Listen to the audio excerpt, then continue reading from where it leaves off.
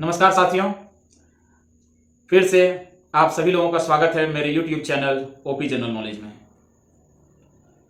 आज मैं आप लोगों के साथ चर्चा करना चाहता हूं मैट्रिक यानी कि माध्यमिक परीक्षा देने के बाद कई सारे पेरेंट्स और बच्चे बड़े ही असमंजस में पड़े होते हैं। उन्हें यह पता ही नहीं होता है कि मैट्रिक के बाद वो क्या पढ़ाई करे, किस रास्ते पे जाए, किस लाइन में जाए ताकि उन्हें एक सुनिश्चित सफलता प्राप्त हो। ज्यादातर यह देखा गया है कि जो गांव में रहने वाले बच्चे हैं, रूरल इलाकों में रहने वाले जितने भी बच्चे हैं, उन्हें सिर्फ 3 चीजें ही मालूम होती है।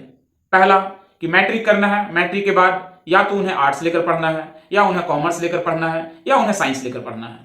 जो बच्चे साइंस लेकर पढ़ते हैं उन्हें बेसिकली 2 ही चीज पता होती है, या तो उन्हें डॉक्टर बनना है या उन्हें इंजीनियर बनना है। ऐसे बच्चे जो कॉमर्स लेकर पढ़ते हैं उन्हें सिर्फ यही पता होता है कि उन्हें अकाउंटेंट का काम करना हो। और ऐसे बच्चे जो आर्ट्स लेकर पढ़ते हैं ज्यादातर यह सोचकर पढ़ते हैं कि आने वाले दिनों में उन्हें बीएड करना है, एक शिक्षक बनना है, या फिर एक नॉर्मल पढ़ाई करनी है, या कॉम्पिटिटिव एग्जाम्स की तैयारी करने हैं, जैसे कि सरकारी गवर्नमेंट जॉब्स जितने भी होते हैं, यूपीएससी, बीपीएससी, जेपीएससी, इन सब की तैयारी करनी है।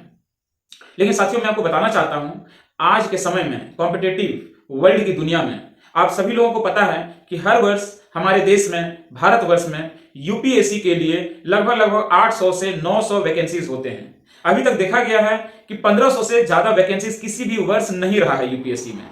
अगर हम यूपीएससी की बात करें अकेले, तो ग्रेजुएशन करने के बाद, ग्रेजुएशन यानी कि आपके पास एक बैचलर डिग्री होना चाहिए। बैचलर डिग्री करने के बाद, चाहे वो इंजीनियरिंग के फील्ड में आपने बैचलर डिग्री किया हो, मेडिकल के फील्ड में आपने बैचलर डिग्री किया हो, या जनरल आपने बैचलर डिग्री किया हुआ हो, आर्ट्स से किया हुआ हो, साइंस से किया हुआ हो, या कॉमर्स से किया हुआ हो, आपके पास एक बैचलर डिग्री होना चाहिए। उसके बाद ही आप यूपीएससी का एग्जाम दे सकते हैं। मगर हमारे देश में हर वर्ष लगभग 15 लाख से ज्यादा बच्चे यूपीएससी का फॉर्म भरते हैं और यूपीएससी का एग्जाम देते हैं, जहां पे वैकेंसीज केवल 800 से 900 होता है। तो आप सोच सकते हैं कि कंपटीशन कितना टफ होता है, और इतना आसान नहीं है। यूपीएससी का नाम ले लिया और यूपीएससी निकल गया।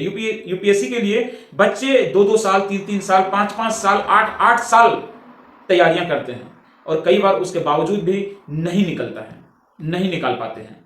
ऐसे वक्त में काफी सारा डिमोटिवेशन भी बच्चों के अंदर आता है। मगर जो समझदार छात्र हैं, जिन्हें पता है कि यह एक बहुत बड़ा रिस्क भी है, क्योंकि आपको पता है हर साल 10 लाख से 15 लाख बच्चे यूपीएससी का एग्जाम देते हैं, मगर उनमें से केवल और केवल 1000 बच्चों का सिलेक्शन यूपीएससी के लिए होता है। इसका मतलब 14,90,000 बच्चे हर वर्ष यूपीएससी नहीं निकाल पाते हैं। आपने कभी सोचा कि वो 14 लाख, 10 लाख, 12 लाख बच्चे क्या करते हैं? क्या उन्हें आने वाले दिनों में जॉब मिलती है या नहीं मिलती है?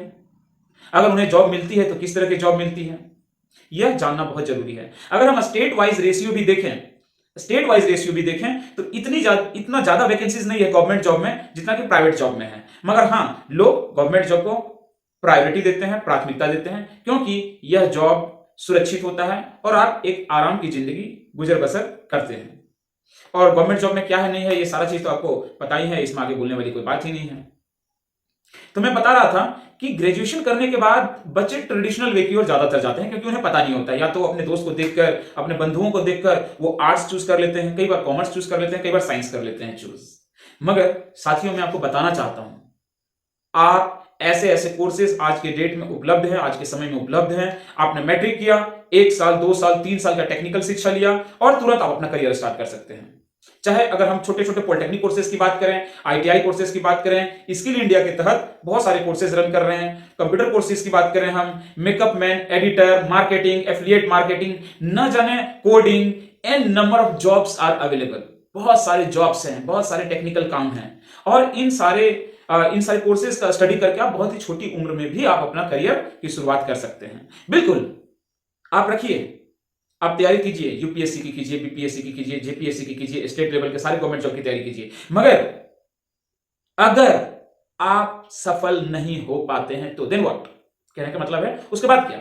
अगर आपके पास एक टेक्निकल डिग्री है, टेक्निकल डिग्री से आपने अगर बैचलर डिग्री किया हुआ है, अपना स्नातक किया हुआ है, तो आप अपना करियर के साथ साथ तैयारी कर सकते हैं। अगर आप तैयारी कर भी रहे हैं और आप असफल हो जाते हैं, तो आपके पास एक ऑप्शन होता है, आप किसी और क्षेत्र में भी अपने करियर की शुरुआत कर सकते हैं। इसीलिए कहा जाता है कि पढ़ाई कीजिए मगर टेक्निकल शिक्षा लीजिए।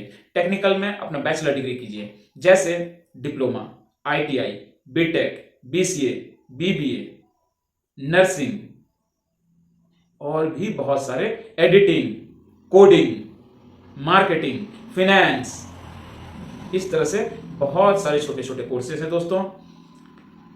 अगर आपको कहीं पे भी परेशानी होता है, क्या करें क्या ना करें, आपको अभी तक समझ में नहीं आया है कि आपकी रुचि किस ओर है, तो आप मुझे करियर काउंसलिंग के लिए, एडमिशन काउंसलिंग के लिए जरूर संपर्क करें। मेरा नंबर है 9560694936। अपना career counsellor, career guider Om Prakash. जय हिंद, जय भारत, धन्यवाद।